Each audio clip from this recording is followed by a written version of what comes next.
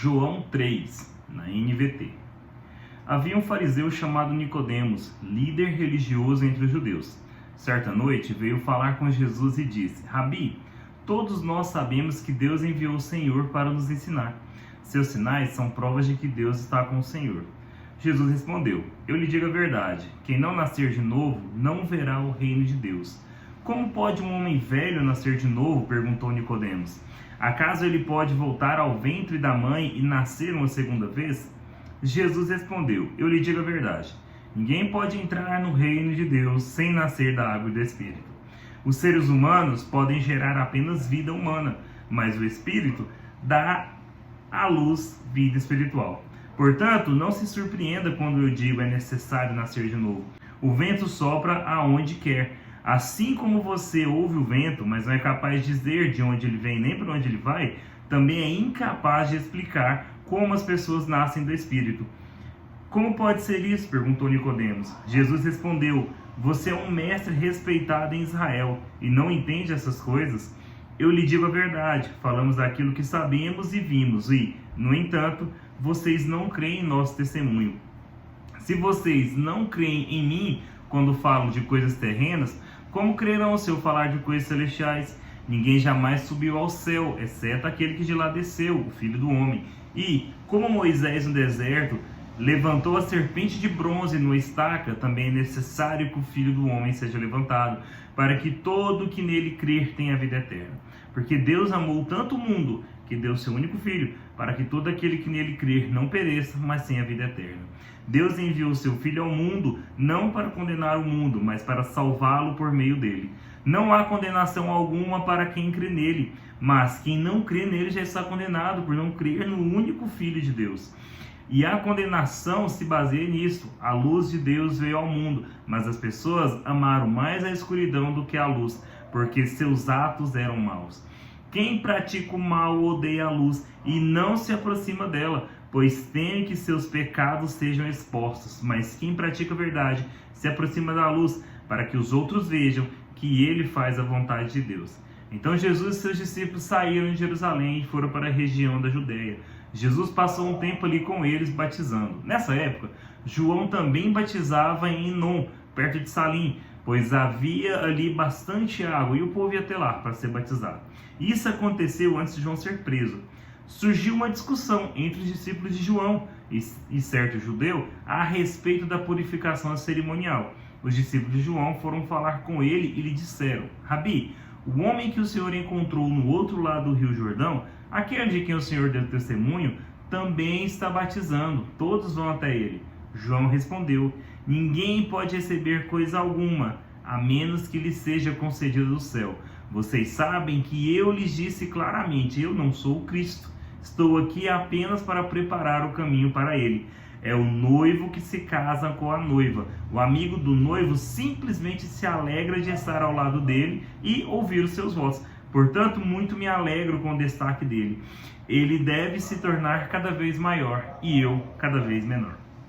Aquele que veio do alto é superior a todos. Nós somos da terra e falamos de coisas terrenas, mas ele veio do céu e é superior a todos. Ele dá testemunho daquele que viu e ouviu, mas como são poucos os que creem no que ele diz.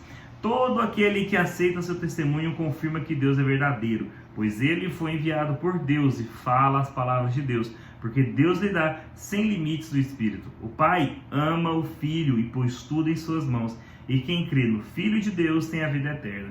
Mas quem não obedece ao Filho não tem vida eterna, e sim, a ira de Deus permanece sobre ele. João, capítulo 4. Jesus sabia que os fariseus tinham ouvido dizer que ele batizava e fazia mais discípulos que João, embora Jesus mesmo não os batizasse, sim seus discípulos. Assim deixou a Judéia e voltou para a Galiléia.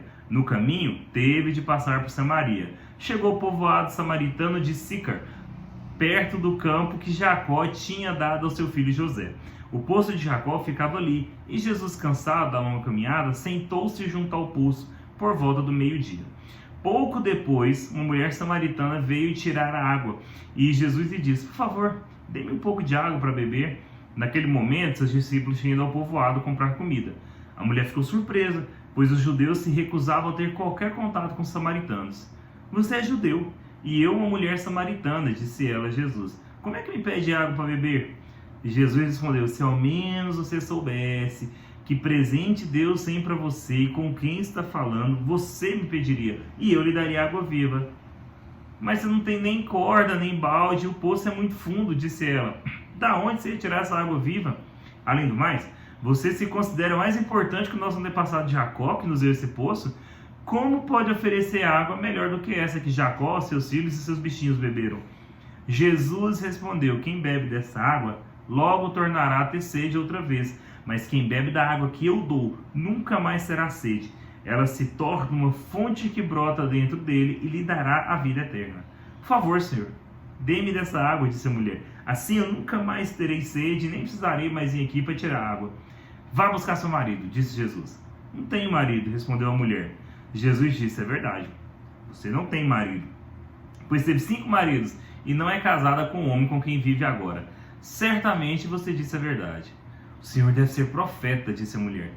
Então diga-me, por que os judeus insistem que é em Jerusalém o único lugar de adoração, enquanto nós, os samaritanos, afirmamos que é aqui, no Monte Gerizim, onde nossos antepassados adoraram?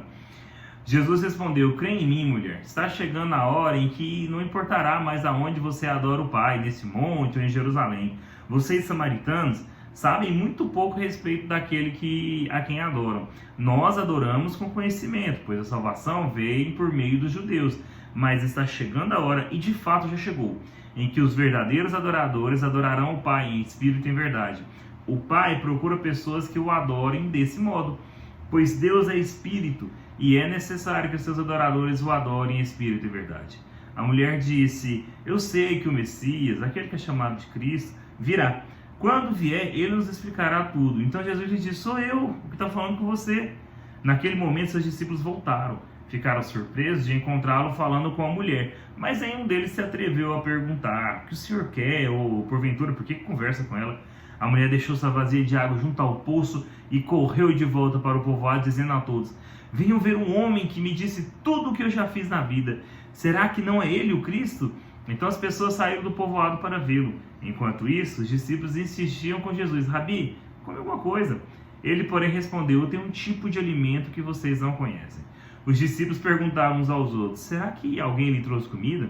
Então Jesus explicou, meu alimento consiste em fazer a vontade daquele que me enviou e em terminar a sua obra. Vocês não costumam dizer, ainda faltam 4 meses para a colheita, mas eu lhes digo, despertem e olhem em volta, os campos estão maduros para a colheita. Os que colhem já recebem salário, e os frutos que ajuntam são as pessoas que passam a ter a vida eterna. Que alegria espera tanto o que semeia como o que colhe. Vocês conhecem um ditado, um semeia, outro colhe. E é verdade, eu envio vocês para colher onde não semearam. Outros realizaram o trabalho, e agora vocês ajuntarão a colheita. Muitos samaritanos do povoado creram em Jesus por causa daquilo que a mulher relatou. Ele me diz tudo que eu já fiz. Quando saíram para vê-lo, insistiram que ficasse no povoado. Jesus permaneceu ali 2 dias. E muitos outros ouviram essa palavra e creram. Então disseram à mulher, agora cremos, não apenas por causa do que você nos contou, mas porque nós mesmos ouvimos. Agora sabemos que ele é de fato o Salvador do mundo. Depois daqueles dias, Jesus partiu para a Galileia. E ele mesmo tinha dito que um profeta não é honrado em sua própria terra. Mas, uma vez os galileus haviam estado em Jerusalém para uma festa da Páscoa e visto tudo o que Jesus fizera, eles o receberam. Enquanto Jesus viajava pela Galileia, chegou a Caná, onde tinha transformado a água em vinho. Perto dali, em Cafarnaum, havia um oficial do governo cujo filho estava muito doente. Quando soube que Jesus viera da Judéia para a Galileia, foi até ele e suplicou que fosse a Cafarnaum para curar seu filho, que estava à beira da morte. Jesus exclamou, jamais crerão, a menos que vejam sinais e maravilhas. E o oficial implorou, Senhor, por favor, venha antes que o meu filho morra. Volte, disse Jesus, seu filho viverá. O homem creu nas palavras de Jesus e partiu para casa. Enquanto estava a caminho, alguns de seus servos vieram ao seu encontro com a notícia que seu filho estava vivo e bem. Ele perguntou quando o menino havia começado a melhorar e eles responderam, ontem à tarde, a 1 hora, a febre subitamente desapareceu. Então o pai percebeu que havia sido naquele exato momento que Jesus tinha dito: seu filho viverá. E o oficial e todos os da casa creram em Jesus. Esse foi o segundo sinal que Jesus realizou na Galileia, depois que veio da Judéia. Depois disso, Jesus voltou a Jerusalém para uma das festas religiosas dos judeus. Dentro da cidade, junto à Porta das Ovelhas, ficava o tanque de Betesda, com 5 pátios cobertos. Ficavam ali cegos, mancos, paralíticos, uma multidão de enfermos, esperando o movimento da água, pois um anjo do Senhor descia de vez em quando e agitava a água. O primeiro que entrava no tanque, após a água ser agitada, era curado de qualquer enfermidade que tivesse. Um dos homens ali estava doente havia 38 anos. Quando Jesus o viu e soube que estava enfermo por tanto tempo, perguntou-lhe: você gostaria de ser curado? O homem respondeu: não consigo, Senhor, pois não tenho quem me coloque no tanque quando a água se agita. Alguém sempre chega lá antes de mim. Jesus lhe disse: levante-se, pegue a sua maca e ande. No mesmo instante, o homem ficou curado. Ele pegou a sua maca e começou a andar. Uma vez que esse milagre aconteceu no sábado, os líderes judeus disseram ao homem que havia sido curado: hoje é sábado, a lei não permite que você carregue essa maca. Mas ele respondeu: o homem que me curou disse: pega a sua maca e ande. Quem foi que lhe disse uma coisa dessa? Perguntaram eles. O homem não sabia, pois Jesus havia desaparecido no meio da multidão. Mais tarde, Jesus o encontrou no templo e lhe disse: agora você está curado, deixe de pecar, para que nada pior lhe aconteça. O homem foi até os líderes judeus e lhes disse que tinha sido Jesus quem o havia curado. Então os líderes judeus começaram a perseguir Jesus por não respeitar as regras do sábado. Jesus, porém, disse: meu pai sempre trabalha, e eu também. Assim os líderes judeus se empenharam ainda mais em encontrar um modo de matá-lo, pois ele não apenas violava o sábado, mas afirmava que Deus era seu pai, e portanto se igualava a Deus. Jesus respondeu: eu lhes digo a verdade. O filho não pode fazer coisa alguma por sua própria conta. Ele faz apenas o que vê o pai fazer. Aquilo que o pai faz, o filho também faz. Pois o pai ama o filho e lhe mostra tudo o que faz. Na verdade, o pai lhe mostrará obras ainda maiores que essas, para que vocês fiquem admirados. Pois assim como o pai dá vida àqueles que ele ressuscita dos mortos, também o filho dá vida a quem ele quer. Além disso, o pai não julga ninguém, mas deu ao filho autoridade absoluta para julgar, para que todos honrem o filho como honram o pai. Quem não honra o filho, certamente não honra o pai que o enviou. Eu lhes digo a verdade: quem ouve minha mensagem e crê naquele que me enviou, tem a vida eterna. Jamais será condenado, mas já passou da morte para a vida. E eu lhes asseguro que está chegando a hora, e de fato já chegou, em que os mortos ouvirão a minha voz, a voz do Filho de Deus, e aqueles que ouvirem viverão. O Pai tem a vida em si mesmo e concedeu a seu Filho igual poder de dar vida. E lhe deu autoridade para julgar a todos, porque ele é o Filho do homem. Não fiquem tão surpresos. Na verdade, vem o tempo em que todos os mortos ouvirão em seus túmulos a voz do Filho de Deus, e ressuscitarão. Aqueles que fizerem o bem ressuscitarão para terem vida eterna, e aqueles que continuarem a fazer o mal ressuscitarão para serem julgados. Não posso fazer coisa alguma por minha própria conta. Julgo conforme aquilo que Deus me diz. Logo, meu julgamento é justo, pois não faço minha própria vontade, mas a vontade do Pai que me enviou. Se eu testemunhasse a respeito de mim mesmo, meu testemunho não seria válido, mas há outro que também testemunha sobre mim, e eu lhes asseguro que tudo que ele diz a meu respeito é verdadeiro. Vocês enviaram investigadores para ouvir João, e o testemunho deles sobre mim é verdadeiro. Claro que não tem necessidade alguma de testemunhas humanas, mas digo essas coisas para que vocês sejam salvos. João era como uma lâmpada que queimava e brilhava, e por algum tempo vocês se empolgaram com a mensagem dele. Mas eu tenho um testemunho maior que o de João: as obras que eu realizo. O Pai me deu essas obras para concluir, e elas provam que ele me enviou.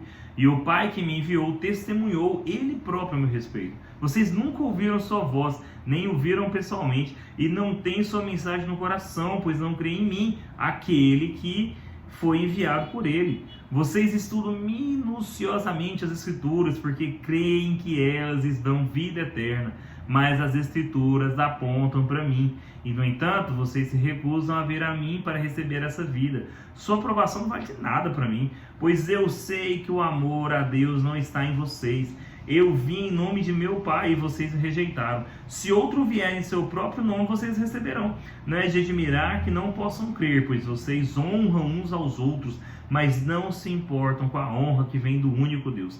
Mas não sou eu quem os acusará diante do Pai. Moisés os acusará. Sim, Moisés, em quem vocês põem sua esperança. Se crescem de fato em Moisés, creriam em mim, pois ele escreveu a meu respeito. Contudo, uma vez que não creem naquilo que ele escreveu, como crerão no que eu digo?